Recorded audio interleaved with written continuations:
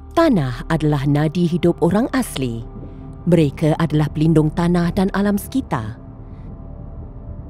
Tanah adalah kediaman, identiti dan segalanya bagi mereka. Pada suatu masa dahulu, orang asli bangga dengan identiti mereka sebagai pemburu dan pengumpul hasil hutan yang handal. Akan tetapi, pembalakan telah mengakibatkan kemusnahan ekosistem dalam hutan dan meragut identiti orang asli. Untuk mengekalkan dan memulihkan maruah dan warisan kaum pribumi dan kekayaan alam semula jadi, wilayah tanah adat orang asli haruslah dilindungi dan dipelihara. Proses pelindungan tanah merangkumi 3 langkah yang mustahak untuk melindungi tanah dengan berkesan dan bermakna. Langkah pertama, Penubuhan Ahli Jawatan Kuasa Bertindak (AJKB). AJKB ditubuhkan untuk menggerakkan dan menyatukan orang kampung untuk bekerjasama melindungi tanah mereka. Melindungi tanah tidak bergantung kepada usaha satu orang sahaja. Melindungi tanah adalah tanggungjawab semua. Selepas dilantik, AJKB akan dilatih untuk mengenali kepentingan gerakan dan peranan masing-masing. Bersama kita menubuhkan satu AJKB, Ahli Jawatan Kuasa Bertindak, belia-belia di kampung dari bawah sampai atas, siapa yang sudi, siapa yang mahu bekerjasama, jadi kita tubuhlah satu Jawatan Kuasa Bertindak. Seluruh kampung yang mana kita kena ceroboh, panggil semua orang, batin ke siapa ke, berkumpul, mesyuarat, buat minit mesyuarat dan tubuhkan AJK bertindak. Mesyuarat yang paling penting, mengepakat yang paling penting. Apa perjuangan kita nak, itu dalam kampung kita tu lah. Mesyuarat dengan yang penting tu satu suara, apa saja boleh buat. Langkah kedua, dokumentasi. Dokumentasi adalah proses mengumpul maklumat baru dan lama secara sistematik. Maklumat ini merangkumi pokok keluarga, sejarah kampung,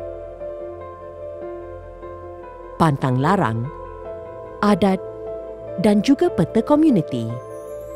Proses mengumpulkan dokumentasi penting kerana ia membolehkan orang asli mengetahui identiti dan asal-usul mereka sendiri dan meningkatkan kesedaran orang ramai tentang orang asli. Dokumentasi merupakan bukti bahawa wilayah tanah adat telah diduduki dan diwarisi secara bergenerasi. Kita mengumpulkan maklumat dari orang-orang tua dengan mendapatkan rekod tradisi lisan, mencari barang bersejarah yang boleh membuktikan asal-usul kampung dan maklumat berkaitan dengan pencerobohan. Pokok keluarga pun adalah salah satu topik yang barulah bagi saya, sebab berapa generasi yang telah ada dalam keluarga saya dan juga kita tahu sudah berapa puluh tahun kita sudah duduk di kampung ni, walaupun bukan saya tapi moyang-moyang saya, atuk-atuk saya. Langkah ketiga, proses pemetaan.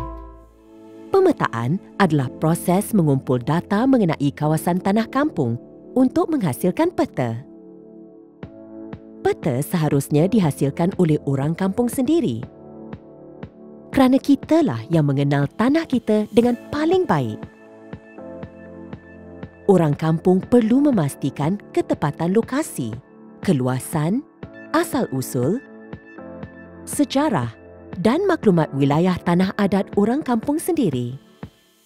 Proses ini mendedahkan generasi muda kepada pengetahuan dan asal-usul tanah kampung dan mewujudkan kesepakatan orang kampung dalam perjuangan menjaga wilayah tanah adat. Peralatan asas yang diperlukan adalah alat GPS, borang kajian, borang koordinat dan komputer dengan sistem GIS. Ambil inisiatif, pertama saya belajar dan kuat bertanyalah kepada NGO ataupun kampung-kampung yang sudah mengalami, yang ada pengalaman tentang permasalahan wilayah tanah adat inilah. Malaysian Care datang ke kampung berceramah dan untuk menolong kami orang asli tentang masalah pemetaan. Jadi sudah tahu, kita bekerjasama pula. Saya tubuh juga satu kerjasama, kumpul duit untuk belanja membuat pemetaan itu. Langkah seterusnya.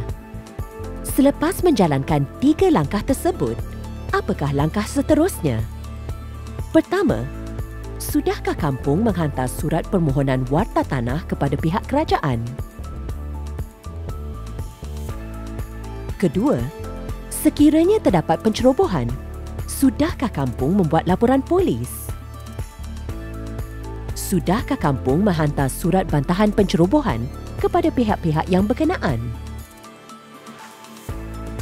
Selain itu, kerjasama dan sokongan daripada pihak-pihak seperjuangan adalah amat berharga. Contohnya, komuniti orang asli lain, NGO dan agensi gerakan perjuangan hak orang asli, peguam dan badan akademik yang mengkaji kehidupan orang asli boleh berkongsi pengalaman atau memberi latihan. Kita juga perlu sentiasa menyokong advokasi perubahan dasar dan pengiktirafan tanah melalui penyerahan memorandum kepada kerajaan dan meningkatkan kesedaran orang ramai melalui ceramah, buku dan media.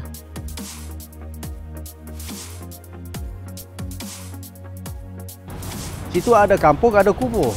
Ada kita punya pokok tanaman. Jadi kalau kita biarkan habis, hancur musnah. Besok kita punya anak, cucu, cicit di mana nak tinggal. Kalau kita biar. Itu hak kita, tanah adat kita tuntut betul-betul. Tuntut bela betul-betul. Sekarang kita bangunlah, jangan kita tidur, jangan takut. Kerja ini memang rumit, memang susah. Yang paling penting kerjasama. Kerjasama, sepakat dan juga tolong-menolong, rendah diri dan saling kasih mengasihi lah.